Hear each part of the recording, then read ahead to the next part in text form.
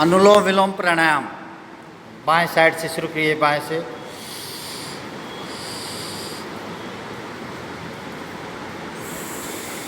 दाएं से श्वास निकालिए, दाएं से फिर भरिए, फिर लीजिए।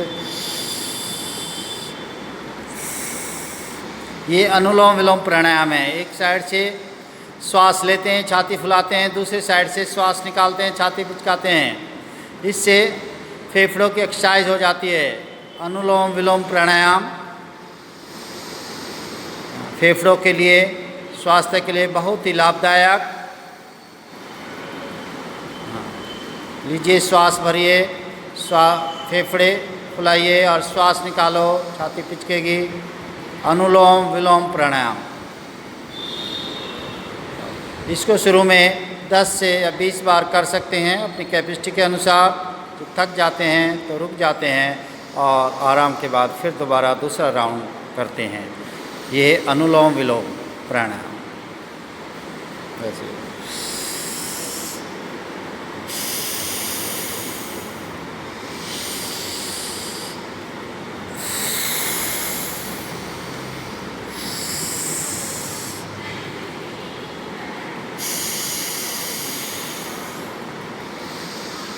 अनुलोम विलोम प्राणायाम फेफड़ों के लिए बहुत ही लाभदायक। इससे श्वास संबंधी रोग नहीं होंगे, अस्थमा से बचे रहेंगे। सेकंड, दूसरा प्राणायाम है नाड़ी शोधन प्राणायाम। लीजिए, श्वास भरिए, ठुड्डी कंठकूप में श्वास रोकिए, अपनी कैपेसिटी के अनुसार रोक के रखिए। छाती फूली रहेगी, फेफड़े फूले रहेंगे। नाड़ी शोधन प्राणायाम एक साइड से लेते हैं, रोकते हैं अंदर। श्वास लेने को पूरक कहते हैं, श्वास अंदर रोकने को कुंभक कहते हैं। गर्दन सीधी, दूसरी तरफ से सांस निकाल दो, वो रेचक हो जाता है। फिर सांस भरो पूरक, ठुड्डी नीचे, ये कुंभक होता है। श्वास रोकना, इसमें अपनी कैपेसिटी के अनुसार 10 सेकंड, 15 सेकंड या 20 सेकंड, स्टार्टिंग में 30 सेकंड तक रोक सकते हो। जब नहीं रुके तो गर्दन सीधी, दूसरी साइड से श्वास निकाल दीजिए, फिर श्वास भरिए। दोनों नोस्ट्रिल बंद कीजिए, ठुड्डी नीचे आ जाएगी कंठकूप में। श्वास को अपने सामर्थ्य के अनुसार रोके रखिए। इसमें हमारी छाती फूली रहेगी, फेफड़ों में मैक्सिमम ऑक्सीजन आएगी और उनका एक्सरसाइज हो जाएगी। ये स्वस्थ कर सकते हैं। जिसको दमा है, अस्थमा है, वो नहीं रोक पाएगा क्योंकि उसको चक्कर आ जाएंगे। अस्थमा वाला इसको नहीं करेगा।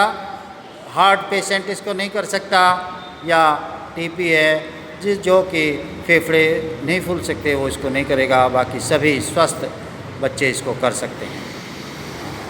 दोबारा गर्दन सीधी, श्वास भरिए,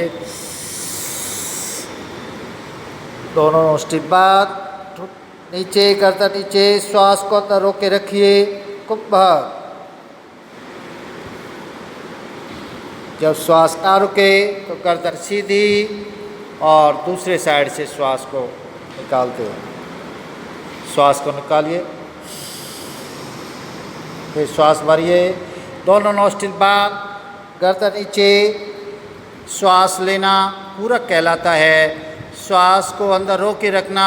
अब ये कुंभक है, श्वास निकालेंगे वो रेचक हो जाएगा। प्राणायाम प्राण कायाम, अर्थात प्राण को अपने हिसाब से रोक के उसको चलाना प्राणायाम कहलाता है। Bus stop. इसको शुरू में 8-10 बार कर सकते हैं। प्रैक्टिस होने के बाद फिर दूसरा राउंड, तीसरा। शुरू में कम करना चाहिए, धीरे धीरे अभ्यास बढ़ता जाएगा। तीसरा प्राणायाम भस्त्रिका, लोहार की धोपनी की तरह। श्वास भरो, छाती फुलाओ, श्वास निकालो, छाती पिचकाओ। ये है भस्त्रिका।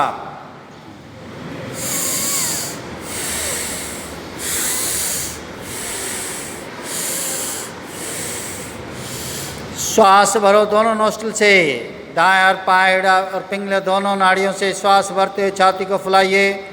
मैक्सिमम, और सांस निकालिए तो छाती पिचकेगी। श्वास लो, छाती फुलाओ, श्वास निकालो, छाती पिचकाओ। ये है भस्त्रिका प्राणायाम। ये बहुत ही महत्वपूर्ण प्राणायाम। इससे वक्षस्थल, फेफड़े, टीबी, अस्थमा, इसमें हमें लाभ मिलता है। इसका अभ्यास करने से हम बचे रहते हैं। इससे कीजिए, श्वास लो, छाती फुलाओ, भस्त्रिका प्राणायाम।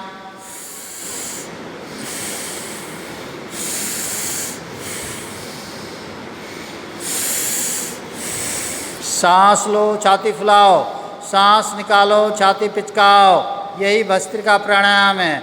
अपने कैपेसिटी के अनुसार 10-12 बार कीजिए, फिर रुक जाओ। अगला चौथा प्राणायाम है कपालभाति। श्वास नॉर्मल निकालना झटके से। जब श्वास बाहर तो पेट अंदर जाएगा। झटके से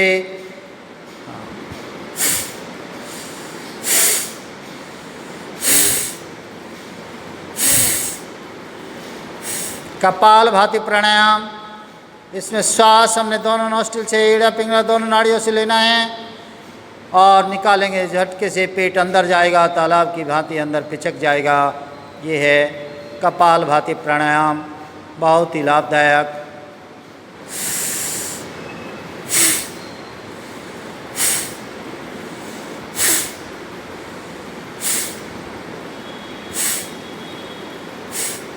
कपालभाति प्राणायाम, ठीक है।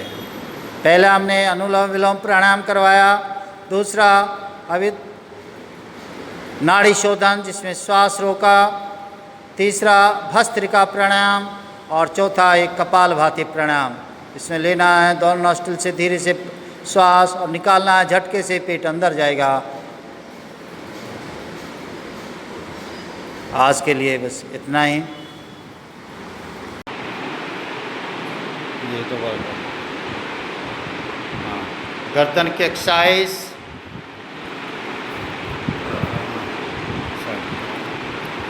अप डाउन,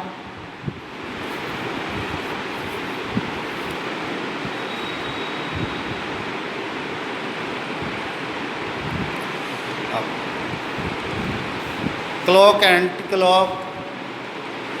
आगे से फिर साइड में, आगे बैक, गर्दन पीछे।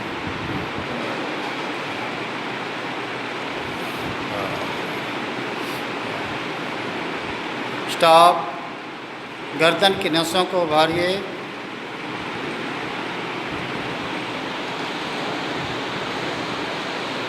स्टॉप। अब हाथ की एक्सरसाइज, कौनी शक्ति विकासक।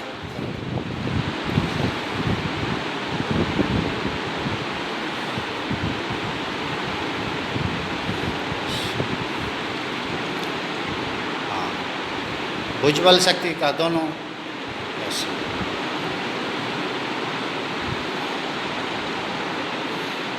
नेक्स्ट क्लाइक एक्सरसाइज।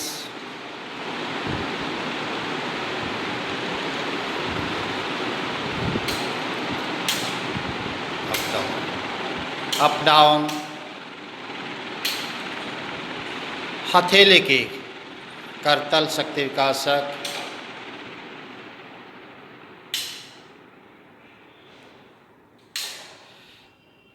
कर पृष्ठ शक्ति विकासक।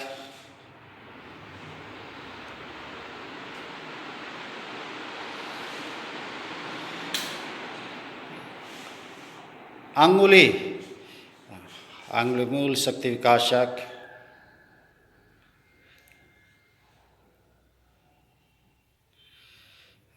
अंगुली शक्ति विकासक।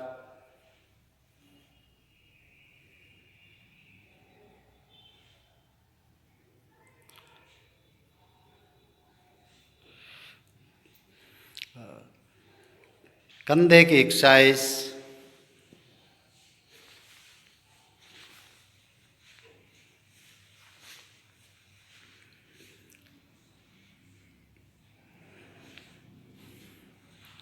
दोनों हाथों से आगे से अब पीछे, हाँ। अब क्रॉस, एक आगे एक पीछे, ऐसे।